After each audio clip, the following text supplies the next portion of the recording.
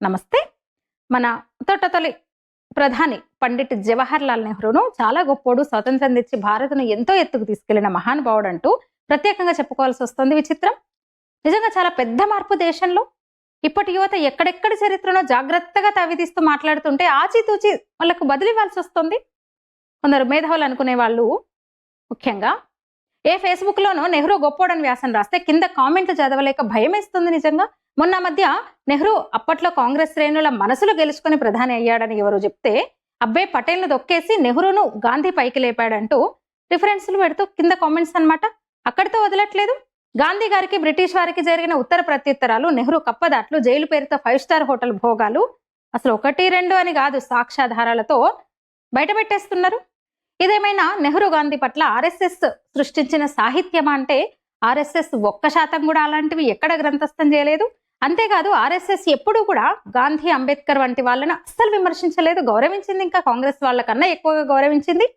నెహ్రూను కూడా ఏ వేదికల మీద ఆర్ఎస్ఎస్ విమర్శించింది లేదు. అయితే ఆర్ఎస్ఎస్ చేసిన ఒకే ఒక్క పని ఏంటంటే దేశాన్ని కలిపి ఉంచే శక్తి హిందుత్వం అని అర్థం చేయించింది. హిందువులు అంటే భారతీయులు కలిసి ఉంటే దేశాన్ని మొదటి ప్రాధాన్యతగా తీసుకుని ప్రేమిస్తే తప్ప బానిసత్వం పోదు అని నమ్మించింది. అంతేకాదు మళ్ళీ దేశం పరాయి పాలకుల బారిన పడకుండా ఉండాలంటే మనం 1000 ఏళ్ల చరిత్రను నిష్పాక్షికంగా అర్థం చేసుకోవాలని చెప్పింది. మతం ఆధారంగా ఆలోచించింది లేనే లేదు ఆర్ఎస్ఎస్ ఎప్పుడు. ఆ పని చేస్తూ పోతున్న తర్వాత ఒక్కొక్కరికి జ్ఞానోదయం అవడం మొదలైంది. చరిత్రను, భారతీయ ఆత్మను పట్టుకున్న తర్వాత ఈ దేశపు యువత అధ్యయనం మొదలుపెట్టింది. అదిగో అలా నిజమైన చరిత్ర తెలుసుకోవడం మొదలైనప్పటి నుంచి జాతి మొత్తం నిర్ఘంతపోయింది. ఇంతకాలం ఎలా దాచిపెట్టారు ఈ ఘనమైన స్ఫూర్తిదాయకమైన చరిత్రనంటూ బాధపడుతోంది. ఆర్ఎస్ఎస్ ఎప్పుడు సిద్ధాంతాన్ని రుద్దలేదు, హేతుబద్ధంగా ఆలోచించమని చెప్పింది. యువకులు ఈ పద్ధతికి ఆకర్షితులయ్యారు, పరిశోధన చేశారు.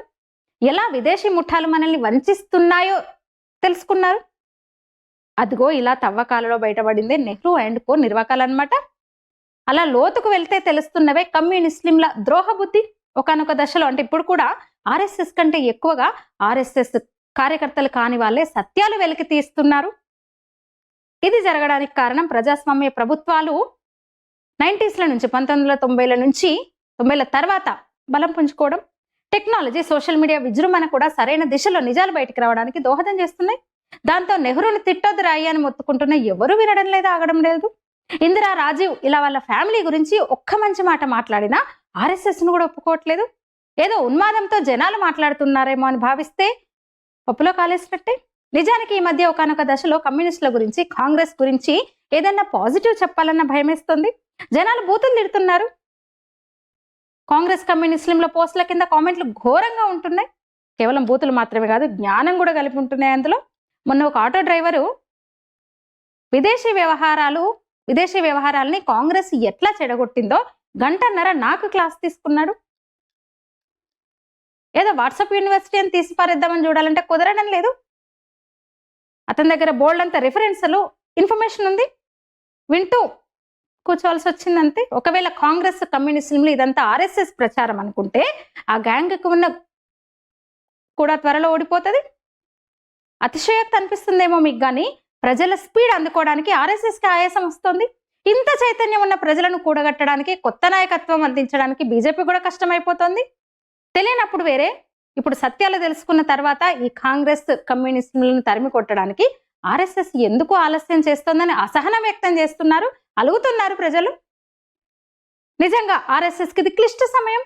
ఉద్రిక్తతకు లోనవుతున్నా, సత్యాలు తెలుసుకొని కోపానికి గురవుతున్నా, ఆగ్రహం వ్యక్తం చేస్తున్న ప్రజలను, యువతను ముఖ్యంగా జాగ్రత్తగా అనవసర ఆందోళనకు గురి కాకుండా ఛానలైజ్ చేయడమే ఆర్ఎస్ఎస్ కు పెద్ద ఛాలెంజ్. ఇప్పుడు ఇవేవి బుర్రకెక్కరి కాంగ్రెస్ కమ్యూనిస్టులు క్రైసన్స్ గుడ్డెద్దు చేలో పడ్డట్టు అదే తెలివి మనల వాగుడు.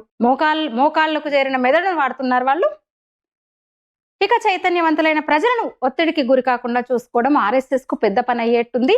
దయించి అనవసరంగా ఈ దేశం 1947లో పుట్టిందని, మొఘల్ బ్రిటిష్ వాళ్ళు నాగరికత నేర్పారని, గాంధీ తండ్రి అని, నెహ్రూ చాచా అని ఇలాంటివి చెప్పి వాళ్ళని తిట్టించకండి. ఈ వీడియో మీద మీ అభిప్రాయం తెలియజేయండి. ధన్యవాదాలు.